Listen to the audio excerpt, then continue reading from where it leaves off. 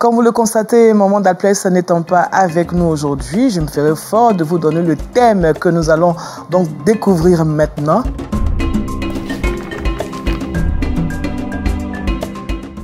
La Bible ne dit-elle pas que la création attend la révélation des fils de Dieu? Si tel est le cas, l'homme que Dieu a créé à son image doit prendre soin de cette création, donc de son environnement. Vous avez compris, nous traitons aujourd'hui du thème « La femme et son environnement ». Bienvenue encore une fois à vous. Alors pour en parler, nous sommes avec deux femmes. Maman Afiba, shalom. Shalom. Comment vous allez? Bien. Ça fait un bon moment qu'on ne vous a pas vu ici. Vous m'avez manqué. Alors vous êtes dirigeante des femmes. Vous avez eu à travailler avec les femmes durant plusieurs années. Vous êtes de l'église Pentecôte internationale. Oui. Comment ça se passe là-bas? Très bien. Oui. Nous avons la grâce de Dieu. Nous avons la santé aussi. Amen. Merci d'être là en tout cas. Avec nous, Madame Dago Eliane. Elle est prédicatrice de la parole de Dieu. Elle est enseignante. Elle est aumônière. Vraiment, elle a beaucoup de casquettes. Et elle vient de l'église méthodiste unique Côte d'Ivoire. Le temple Galilée du plateau de Cuisse, c'est cela. C'est ça. Vous allez bien? Oui, ça va. Comment ça va à l'église? Ça va très bien. Tout marche bien. Ah, Dieu merci. À la grâce de Dieu. Amen. Dieu nous fait grâce. Merci d'être venu, d'avoir répondu à notre invitation. Et elle est avec nous également, Paul Félicia. Shalom. Shalom Daniel et shalom à tous. Comment ça va? Ah oui, ça va très bien. On aura des rubriques avec Paul Félicia. Oui, comme vous le savez, tantôt on va parler de la réaction des internautes. Et puis il y aura aussi le bon à savoir. Le bon à savoir. Un petit courrier aujourd'hui. Je suis sûre que nos mamans elles pourront répondre. D'accord. Pas de souci. Alors nous partons pour le petit débat à présent.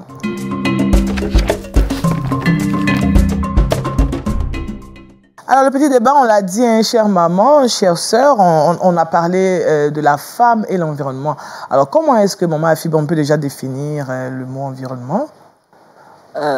Environnement, moi je pense, et comme l'expliquent la plupart de ceux qui s'occupent de l'environnement, c'est le cadre de vie. C'est tout ce qui entoure l'être humain. C'est ça. C'est tout ce qui constitue la création humaine. Dieu a créé et il a mis un environnement. C'est-à-dire tout ce qui entoure l'homme, tout ce que l'homme doit faire avec ses lois. D'accord. Et il nous a placés à l'intérieur. C'est ça. Merci Maman Afiba. Maman Dago. Oui, merci. Je dirais que l'environnement, c'est les éléments qui constituent le voisinage d'un être vivant. D'accord. Ces éléments-là, on peut prendre d'origine humaine, animale et végétale. C'est ça. Voilà, c'est ce qui nous entoure, ce qui nous environne. Voilà. Donc, on doit prendre soin de cela. Très bien. Félicia, qu'est-ce que tu entends par environnement? C'est la même chose que tu veux dire? Exactement, c'est aussi l'entourage habituel. Ça peut être l'environnement familial, c'est etc. ça.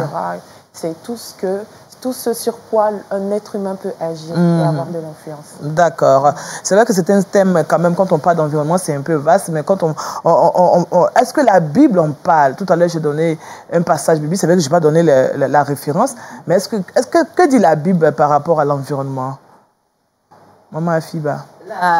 La Bible, en premier lieu, à la création de l'homme, parce que l'être humain avait besoin d'aide pour entretenir ce que Dieu a mis en place. C'est ça. Comme environnement et comme cadre de vie. Il y a un passage dans la Bible que j'ai noté, on dit l'homme était dans un profond sommeil. Et quand la femme est arrivée, quand vous dormez longtemps, les herbes poussent autour de vous. La maison est sale. C'est ça. Vous ne savez même pas. Les choses évoluent.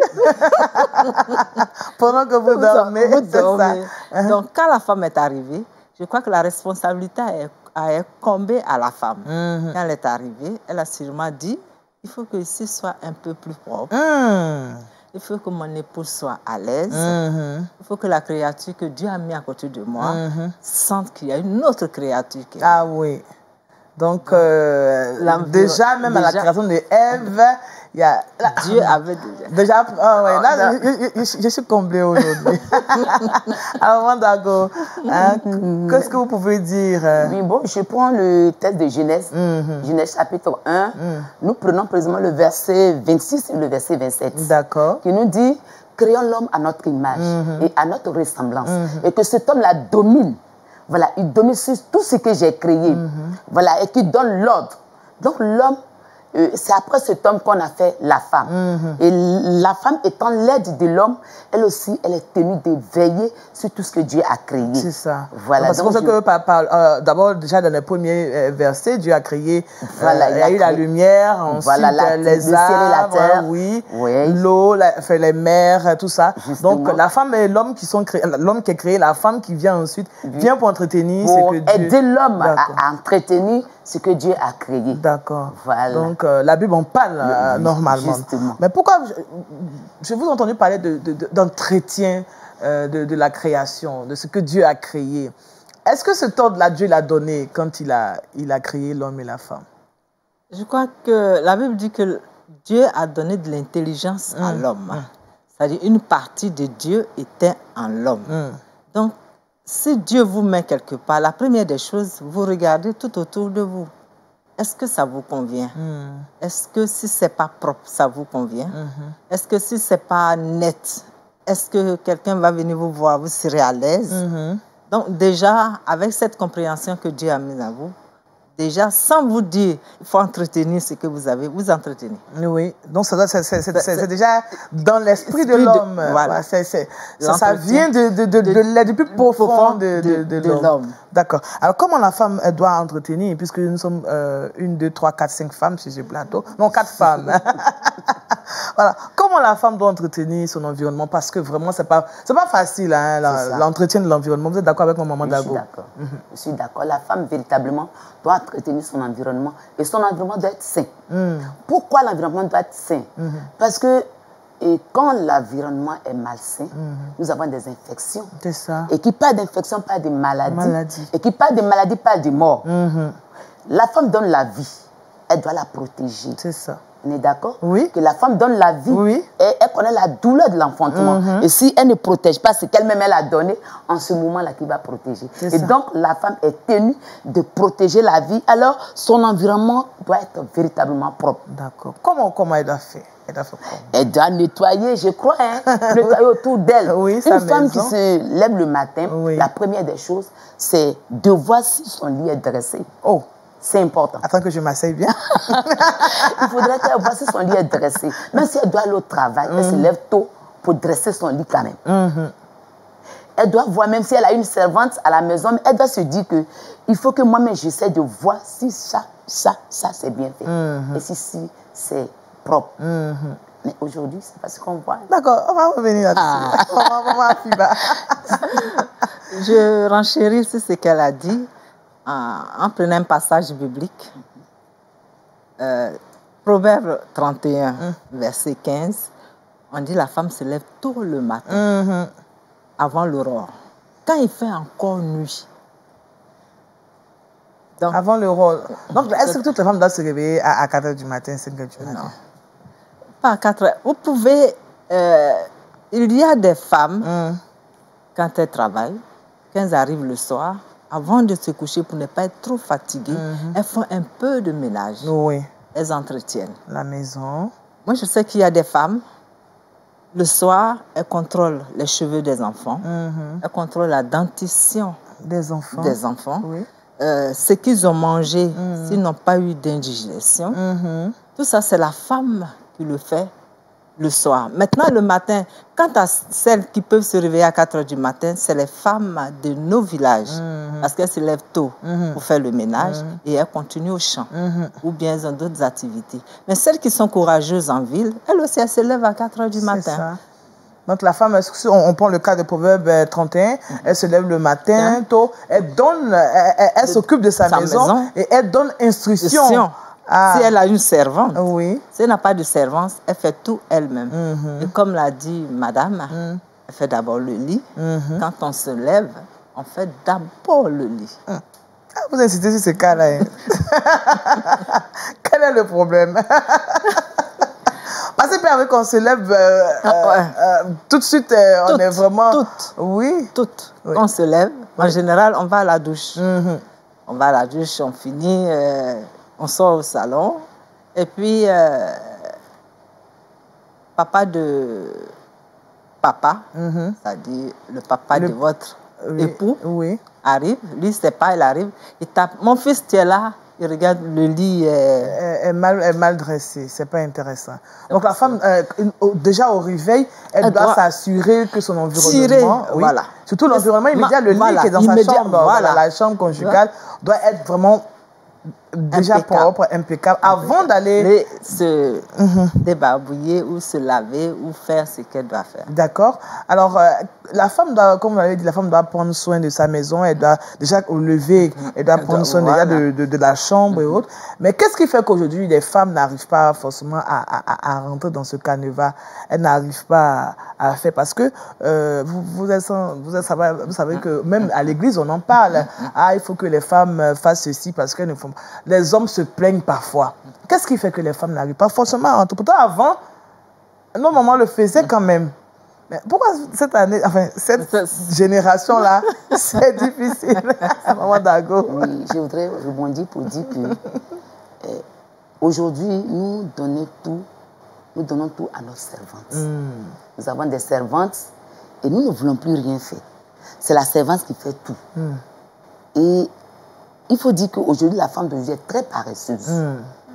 Nous sommes très paresseuses. Mais pourquoi on est paresseuse? Pourquoi on est paresseuse? Oui. Mais c'est parce qu'on ne veut rien faire. On ne veut rien faire. On veut que tout nous tombe dessus. On veut avoir tout facilement.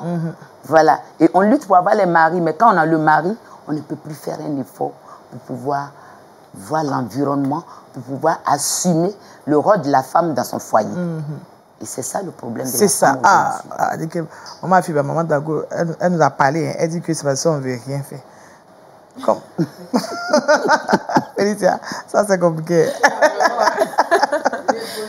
La vie a fait que la femme, soit elle travaille, au bureau, elle est d'abord épuisée. Le transport même pour arriver au bureau, on est épuisé.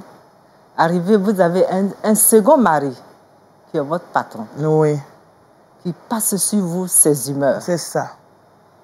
Et quand vous finissez, vous attendez encore le bus 1 heure, 2 heures de temps. Avant d'arriver à la maison. Avant d'arriver à la maison. Vous êtes lessivé.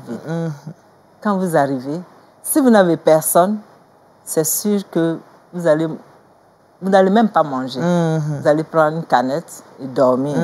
Et si monsieur est là, pour ne pas que monsieur dorme le ventre vide, vous pouvez faire des omelettes, vous lui donner. Quelquefois, les assiettes ne sont même pas lavées. Ou vous affalez. C'est-à-dire les aléas de la vie actuelle, la vie active actuelle, font que la femme devient paresseuse. Pas paresseuse, mais elle est fatiguée. C'est ça. La femme est très fatiguée. Maman Dago, vous dites, maman, on est fatiguée. Moi, je ne suis pas d'accord. Allez-y. Je ne suis pas d'accord parce que c'est ton foyer. C'est ton foyer. Et les samedis, tu es là. Les dimanches, tu es là. On est d'accord? Même si tu travailles, tu descends quand même, il faut voir autour de toi. Il faut voir dans ta maison. Il faut voir ce que la servante a fait. Mais je ne peux pas, parce que je suis fatiguée. Je reviens du travail, je viens, je me lave, je vais à la table, je finis de manger, je suis couchée. Non. Moi, je ne suis pas d'accord pour ça. C'est quelle fatigue on ne peut pas faire un effort pour se lever un peu et puis travailler. Non, parce que si nous disons qu'aujourd'hui nous travaillons, nous ne pouvons pas travailler à la maison, et nos époux, ils font quoi? Eux aussi travaillent. Et nos enfants, ils font quoi? Quelle éducation on peut inculquer à sa fille? Si moi-même, je ne travaille pas. Donc, laissons cette histoire de fatigue-là. Il faut se lever pour travailler. Maman Dago, elle dit qu'il faut se lever. Maman Fiba. Donc, on doit se lever. Pour travailler. Oui, c'est vrai. Mais il faut prendre soin aussi de sa santé. C'est ça. Parce que autant la femme travaille, elle accouche, elle s'occupe de la maison, elle s'occupe du monsieur, à elle seule. Quand je dis souvent fatiguée, le bureau en plus, le transport en plus. Je dis que physiquement, oui, elle doit s'occuper de sa maison. Elle ne doit pas dormir tout le temps. Oui, mais on se rend compte que la plupart des femmes sont vraiment fatiguées. C'est ça. Oui, ça c'est... Généralement, même à l'hôpital, les femmes, quand elles vont à l'hôpital, bien souvent, je suis fatiguée. Des difficultés. Oui, elles ont des problèmes au dos parfois. Alors, mais toujours est-il que la femme doit prendre soin de son environnement, même si elle est fatiguée. L'environnement est là. Oui. Une femme, déjà, quand elle est là, il y a l'environnement. Elle doit accentuer ce qu'elle a déjà. Comme je disais, que Adam dormait, quand elle est arrivée, elle a rendu propre. Elle rend toujours propre. Quand je dis fatiguée, je ne veux pas dire que si elle arrive... Elle doit s'affaler là et dormir. Mais nos mamans sont quand même courageuses, hein, parce que quand on voit un peu ce que maman Afiba dit le matin, effectivement, il faut aller au travail le matin. D'abord, il faut s'occuper des enfants, on part au travail. Même étant au travail, on faut appeler à la maison pour voir est-ce que papy toi a mangé, est-ce que mamie a pris son biberon, est-ce que le petit René a pris c'est là. Donc, bien qu'on est au travail, on a encore à la maison. On a l'esprit à la maison. Ça, c'est l'entretien de l'environnement. Hein. La femme fait beaucoup, vraiment. Alors, aujourd'hui, on parle de cette maladie qui partout dans le monde, on en parle. Cette maladie qui a mis le monde à genoux aujourd'hui, le coronavirus. Aujourd'hui, comment la femme, à son niveau, peut aider sa famille à entretenir son environnement pour éviter que cela se propage dans son foyer, Maman Dago. Ok. Aujourd'hui, c'est une pandémie. Hein. C'est le monde entier. C'est ça. Mais quel est le rôle de la femme? Quel est son apport? Bon, la première des choses, une femme, elle doit être une femme de prière. C'est ça. Une femme de foi. Et elle doit vivre une vie de sanctification. Et donc, le matin, quand elle se réveille, elle ne sort pas.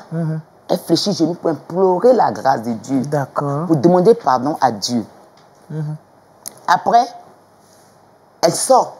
Son rôle, c'est de sensibiliser autour d'elle. Sensibiliser d'abord ses enfants même. Et sensibiliser autour d'elle. Dire quoi? Aujourd'hui, on nous parle à la télévision. On nous dit qu'il faut...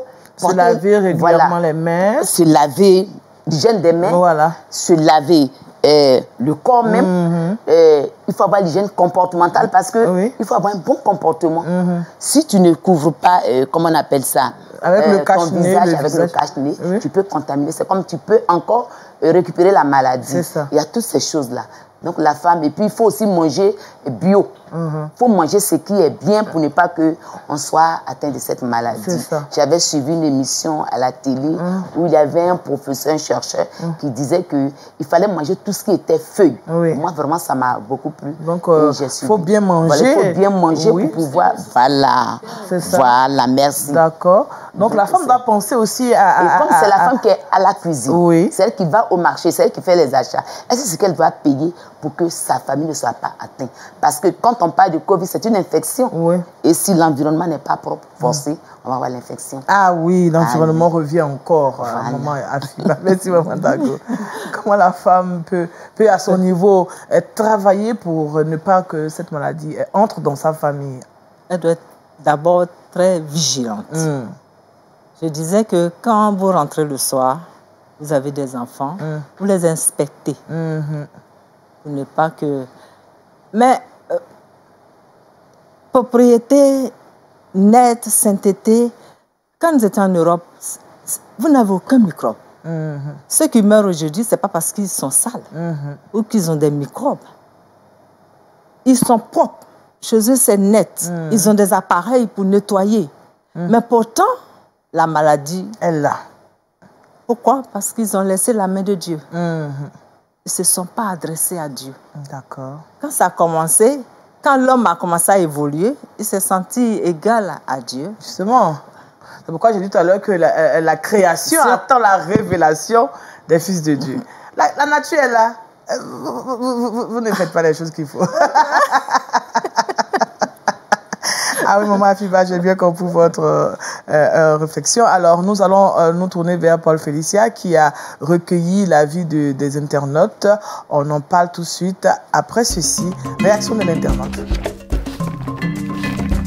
Alors, Paul Félicia, qu'est-ce qu'on a pu recueillir aujourd'hui? Un tout petit courrier assez intéressant que je vais vous partager maintenant. Cette dame dit « Je suis adepte de la propreté. Tout autour de moi doit être net. » C'est ça. Et je mets un point d'honneur à ce que tout soit propre. Mais malheureusement, mon époux et mes enfants n'ont pas pris cette fibre-là. Est-ce que je peux avoir des astuces pour pouvoir les faire changer, Ok. Monsieur et les enfants ne sont pas propres comme madame et ça dérange. Parce que parfois, c'est assez fatigant lorsque tu essaies de nettoyer ton environnement, tu fais tous tes efforts, mais autour de toi, personne ne fait les mêmes efforts que toi. On a l'impression que tu es la seule à te battre pour que l'environnement soit propre. Maman Fiba, qu'est-ce qu'on peut répondre à cette C'est simplement parce que nous ne sommes pas confinés. On est obligé d'avoir des rapports avec l'extérieur. Quand monsieur sort, quand l'enfant sort, il rencontre d'autres enfants qui ne sont pas aussi propres. Il se dit, ne salis pas mon habit parce que maman va se fâcher. C'est ça. C'est tout. Mais il va lui jeter ce qu'il faut sur le visage. Lui, c'est pas... Donc, quand il revient, il est sale. Alors que maman lui a dressé le matin une tenue propre, nette, il revient sale. Monsieur aussi... quand il sort, il revient. Quand il sort de bonnet, madame n'est pas là pour dire fais comme ça, assieds-toi. Donc quand il sort, il est beaucoup plus à l'aise dehors et il se tâche. Quand il revient à la maison, ils sont sales. Donc tu as l'impression que tes efforts pour les amener à la propriété, mais c'est parce que le contact extérieur joue beaucoup sur nos familles. Alors qu'est-ce qu'elle doit faire? Quelle est l'astuce qu'elle peut utiliser pour que les enfants puissent C'est le contrôle, c'est ce que je disais. Si chaque soir l'enfant rentre, il sait que vous contrôlez. Le matin, quand tu partais, tu n'étais pas comme ça. Qu'est-ce qui s'est passé? Prochainement, il fera très attention. Avant de rentrer, il dit, si je rentre avec ça... Maman risque de se fâcher. Voilà. D'accord, donc il faut contrôler. Il faut contrôler. Il faut amener l'enfant à comprendre. Oui. Et le père aussi à comprendre. D'accord. Pas de palabres. Pas de palabres. Alors, maman Dago. Oui, c'est pratiquement la même chose. Oui. Je pense que nous sommes en train de parler de sensibilisation. On peut sensibiliser chez soi, à la maison même. Je vois monsieur et les enfants qui sont véritablement désordonnés. On parle ici du désordre. Voilà. Il faut pouvoir les canaliser. Alors, je les appelle, je les fais asseoir. J'ai dit vraiment, vous voyez, je suis fatiguée. C'est pas facile. Et comme la sœur le disait, nous sommes fatigués. Alors, il faudrait que vous m'aidiez aussi. Pardonnez. Je mets soit un panier, c'est voici le panier.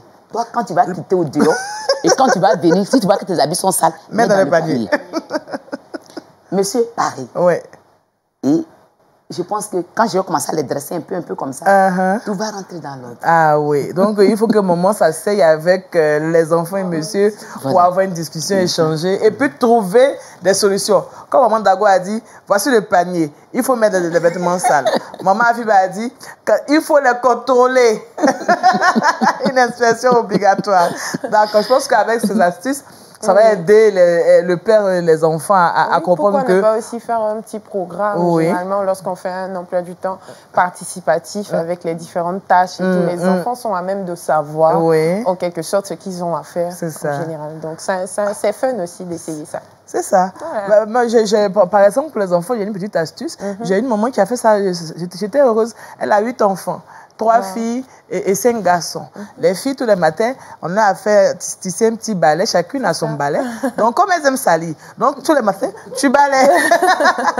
Avant de balayer, quand tu es un peu fatigué, tu dis, pour pas salir, si tu salis, c'est moi qui vais balayer. Donc, et quand c'est comme ça, chacun connaît vraiment sa position. Merci, Paul Félicia. Nous allons continuer avec Paul Félicia, toujours pour la rubrique Bon à savoir.